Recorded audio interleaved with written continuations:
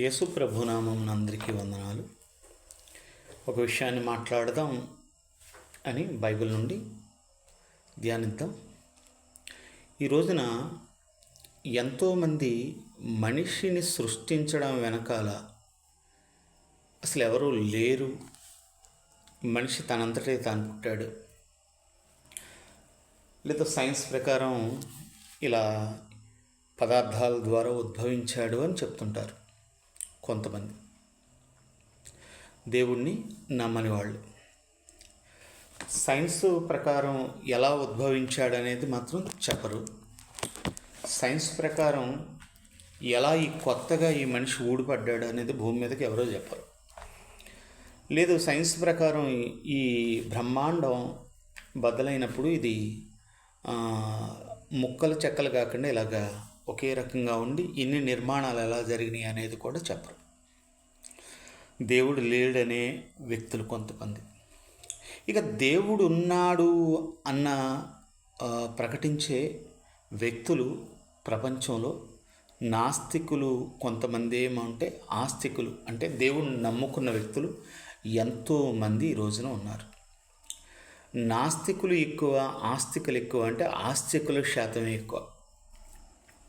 అయితే రకరకాలగా మనిషి భూమి మీదకి వచ్చాడు, రకరకాలుగా నిర్మించబడ్డాడు అనే నమ్మే పురాణాలు ఉన్నాయి. లేకుంటే వాళ్ళ మైథాలజీ ప్రకారం, తత్వజ్ఞానం ప్రకారం రకరకాలుగా మనిషి భూమి మీదకి వచ్చాడని నమ్ముతారు. మనకి గ్రీకు పురాణాల్లో కూడా వాళ్ళకున్న మైథాలజీ ప్రకారం కూడా వాళ్ళు నమ్మేది ఏంటంటే టైటస్ కుమారుడు రుమితిస్ అన్న ఆయన సృష్టి చేయడం ఈ టైటస్ రుమితిస్కి అప్పచెప్పాడని, ఈ అప్పచెప్పినప్పుడు ఒక బురదను తీసుకుని ఆ బురదలో నుండి ఒక మనిషిని చేశాడని, తర్వాత అతనికి పక్కనున్న ఆవిడ అతనికి సపోజ్ ఆయన కుమార్తె అయి ఉంటుంది, ఆవిడ రెటీనా. ఈ రెటీనా ఈ బురదలో నుండి తీసిన మనిషిని నిలబెట్టిందని, తర్వాత ఈ రుమేసిస్ అన్న ఆయన దాంట్లో అతనికి అగ్ని నింపాడని చెప్తారు. ఇది గ్రీకు పురాణం ప్రకారం టైటస్ కుమారుడు ఈ రుమేతిస్ అన్న ఆయన బురదలో ఉండి మనిషిని తయారు చేశాడు. తన చెల్లెలు సహోదరి ఈ రెటీనా అన్న ఆవిడ ఆ మనిషిని నిలబెట్టింది. తర్వాత ఈ రుమేతిస్ అన్న ఆయనకి అగ్నితో నింపాడు. అలా మనిషి పుట్టాడని వాళ్ళ గ్రంథం చెప్తుంది. ఇక మనకి రోమ్కి వెళ్తే రోమ్ కూడా చాలా పాత చరిత్ర కలిగింది, ప్రాచీన చరిత్ర కలిగింది. ఈ రోమ్లో కూడా ఉన్న ఒక వారి సిద్ధాంతపరమైన విషయం ఏంటంటే, రోమియోలకి వాళ్ళు ఏం నమ్ముతారంటే సూర్యదేవుడి నుండి వచ్చిన ఈ గ్రీక్ సిద్ధాంతం ఏదైతే ఉందో ఖచ్చితంగా దాన్ని వాళ్ళు కూడా నమ్ముతారు. కానీ ఆ సూర్యదేవుడి నుండి వచ్చిన పిల్లల ద్వారానే ఈ సృష్టి జరిగిందని నమ్ముతారు. అంటే గ్రీకు మైథాలజీలో ఏదైతే ఉందో ఇంచుమించుగా రోమన్స్ కూడా అదే నమ్ముతారు. ఇక ఈజిప్టియన్స్ అంటే ఈజిప్ట్లో నమ్మేది ఏంటంటే రా అంటే సూర్యదేవుడు. ఎక్కువ అక్కడ పూర్వకాలంలో వాళ్ళు ఈ సూర్యదేవుడిని రకరకాల దేవతలను ఆరాధించేవాళ్ళు. దాంట్లో సూర్యదేవుని యొక్క కుమారుడు, కుమార్తె ఇద్దరు ఉన్నారు. వాళ్ళు మనుషులను సృష్టించడానికి సూర్యదేవుడు అనుమతి ఇచ్చాడని, దాని ద్వారా ఆ పిల్లలిద్దరు ఆనంద బాష్పాలు, ఆ సంతోషంలో ఆనంద బాష్పాలు కార్చడం ద్వారా ఈ ఆనంద బాష్పాలలో నుండి మనుషులు ఉద్భవించారని, మనుషులు సూర్యదేవుని పిల్లల యొక్క కన్నీరులో నుండి పుట్టారని ఈజిప్షియన్స్ నమ్ముతారు. అంటే రా, మన సూర్యుడని అంటున్నాం, వాళ్ళు రా.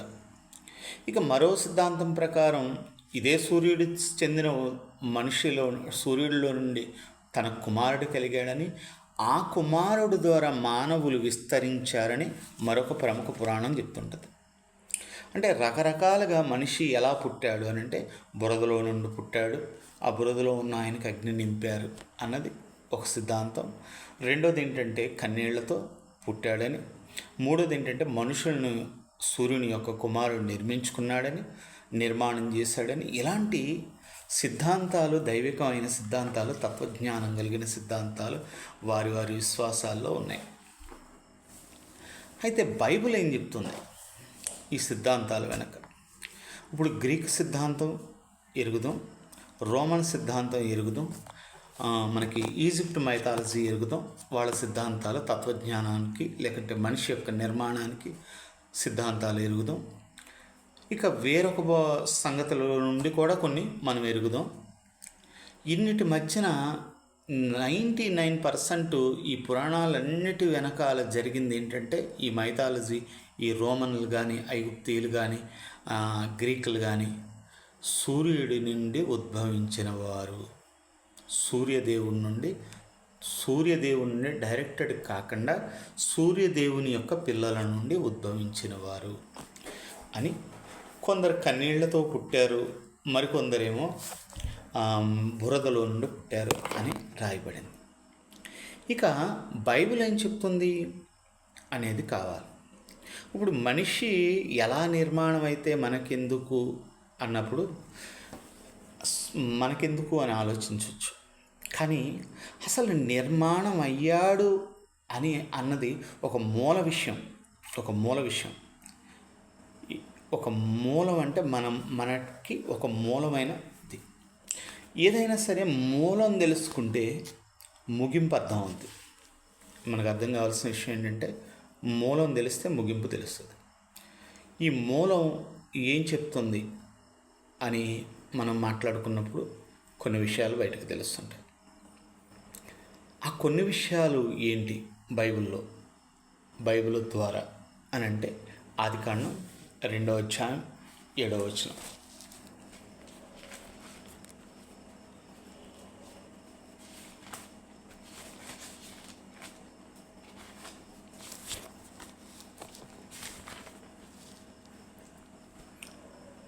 దేవుడైన యెహోవా నేలమంటితో నరుని నిర్మించి అతని నాసికా రంధ్రంలో జీవవాయువును ఊదగా నరుడు జీవాత్మ ఆయను.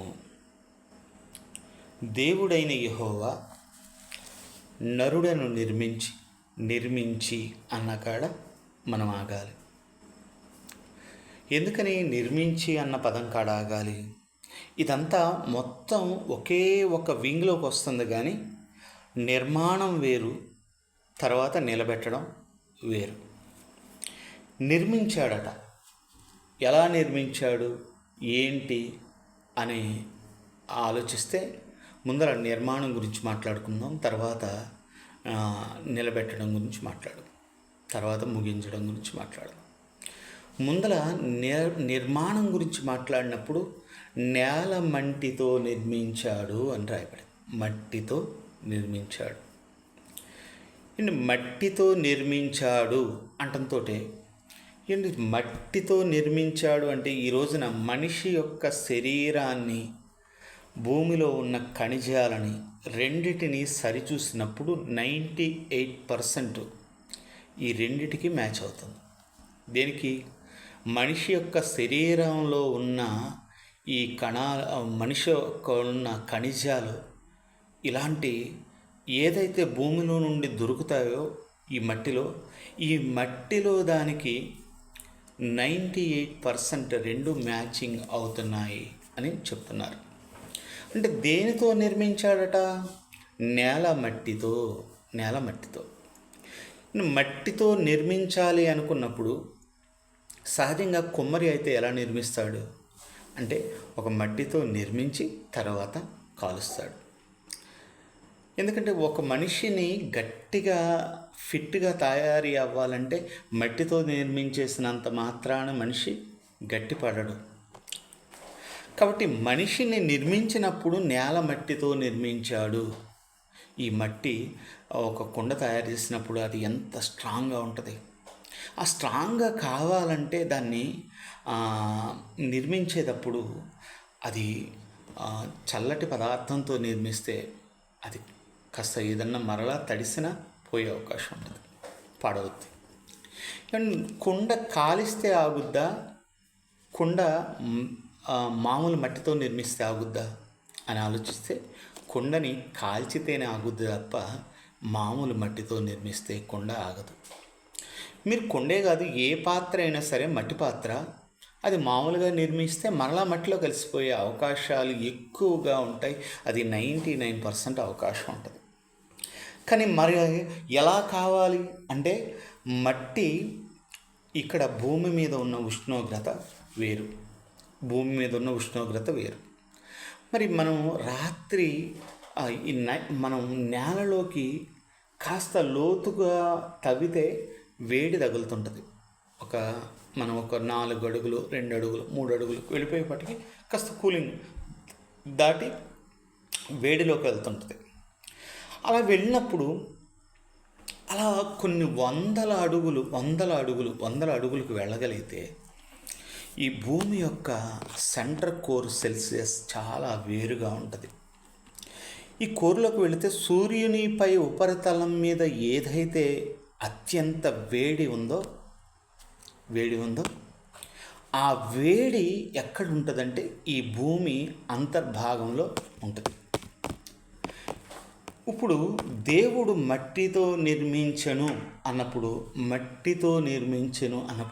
నేల మట్టితో నిర్మించెను. దీనికి ఎక్కడ నుండి ఆయన మట్టి తీసుకున్నాడు అంటే ఏ ప్రాంతం నుండి నిర్మాణం చేశాడు లేదా ఏ ప్రాంతంలో నిర్మించాడు అన్నది ఒక మాట పౌలు మనకి కీర్తనాకారుడు దావీదు గారు రాస్తా 139వ కీర్తనలో చూసినప్పుడు 15వ వచనం నేను రహస్యముగా పుట్టిన నాడు భూమి యొక్క అగాధ స్థలములలో విచిత్రముగా నన్ను నిర్మించినాడు. ఎక్కడ నిర్మించాడంట మనిషిని? భూమి యొక్క అగాధ స్థలము అని అంటే సెంటర్, అది అగాధ స్థలం అంటే లోతులలో నుండి మట్టి తీసుకున్నాడు దేవుడు. అంటే మనం సహజంగా బొమ్మ తయారు చేయడానికి పైనున్న మట్టి తీసుకుని దాన్ని తయారు చేసి కాలుస్తాం. ఇది మన స్టైల్ ఆఫ్గా ఒక పాత్రను తయారు చేసే విధానం. కానీ దేవుడు ఎక్కడ తీసుకున్నాడట? అగాధ స్థలములో నన్ను నిర్మించినప్పుడు భూమి యొక్క విచిత్రముగా అన్నాడు.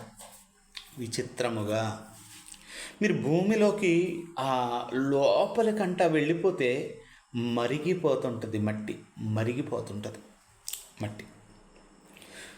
మరిగిపోతుంటుంది. ఎంతగా మరిగిపోతుంటుందంటే లోపల అది కుతకుతలాడిపోతుంటుంది ఆ మట్టి. ఇప్పుడు దేవుడు ఎక్కడ నుండి తీసుకుంటున్నాడంట దీన్ని? అగాధ స్థలములో విచిత్రముగా నిర్మించిన నాడు అన్నాడు.